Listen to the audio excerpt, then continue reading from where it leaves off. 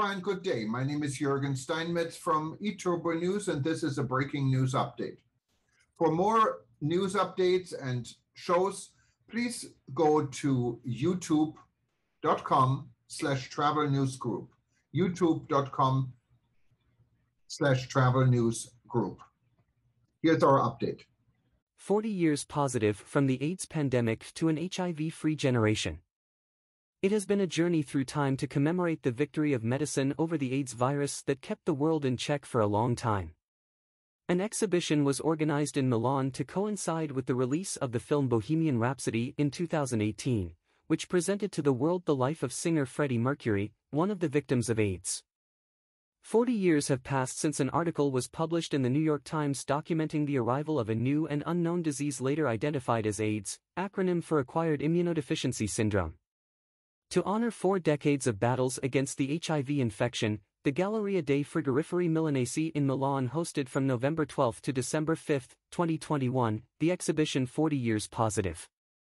From the AIDS pandemic to an HIV-free generation.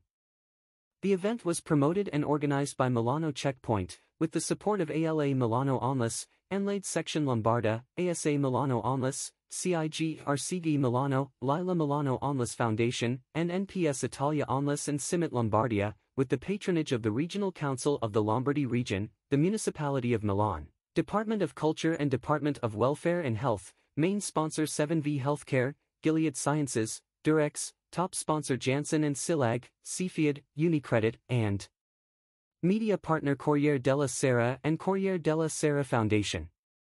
The review presents documents, archives, posters, works of art, and advertising campaigns that tell the story of the great revolution of the care and development of scientific research which, thanks to the resistance movements of civil society born in the United States in the early 80s, then spread also in Europe and Italy.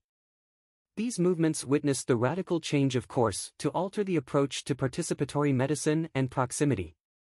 The exhibition itinerary opened with a copy of the New York newspaper from which one wins narration through archival materials from the Corriere della Sera Foundation and from those of the Milanese associations particularly active in the fight against AIDS.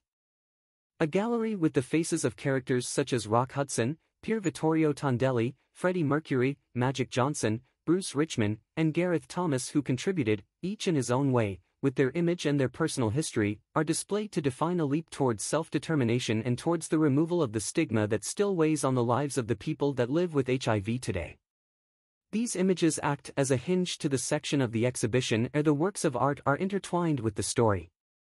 Here are the portraits of the American artist Larry Stanton made in 1984 shortly before his death, and Last Night I Took a Man by David Wojnarowicz, a real visual poem with a strong impact of political denunciation and bodily claim, as well as AIDS, You Can't Catch It Holding Hands by Nikki de Saint Phalle.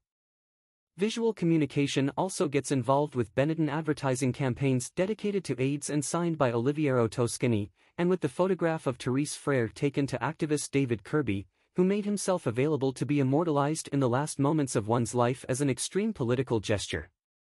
Particularly touching are the images taken by an anonymous author at the Sacco Hospital in Milan, which documents the intimate dimension of care within the infectious disease department in the darkest years of the pandemic. A particular space is dedicated to the immersive installation of the Names Project AIDS Memorial Quilt, the Blanket of Names. The project, born from an idea of Cleve Jones, involved the realization of cloth panels on which thoughts and drawings were imprinted to commemorate friends and family who have disappeared, precisely because they died of AIDS and their families had difficulty receiving a funeral farewell ceremony. The review continues with the documentation of Franco B's performance I Miss You, together with a selection of photographs of him, which raises a voice of protest through the exposure of the naked body and ends with a section dedicated to the visual representation of Scientific Studies Partners 1 and 2 published in 2016 and 2019. Which demonstrate how much the risk for transmission is during unprotected sexual intercourse with HIV-positive people on both zero treatment. These studies are visualized through an installation with 2,660 rubber ducks representing the number of the participants in the studies, to impress in memory and explain through a strong image the greatest scientific achievement concerning HIV of the last decade.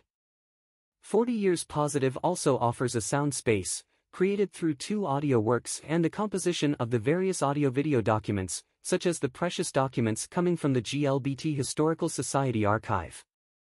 A Silence Broken and Silent/Listen are two audio works with which the Ultrared Collective in 2005 to 2006 revived the attention and debate around HIV/AIDS.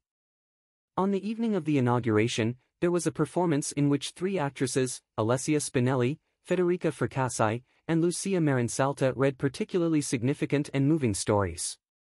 Emotion was in the air. It could read in the eyes and expressions of the visitors who lived the era of the pandemic, but also in the young people who today are experiencing their first pandemic, more severe and perhaps more lasting than HIV. #HIV. #AIDS. #pandemic. #COVID-19.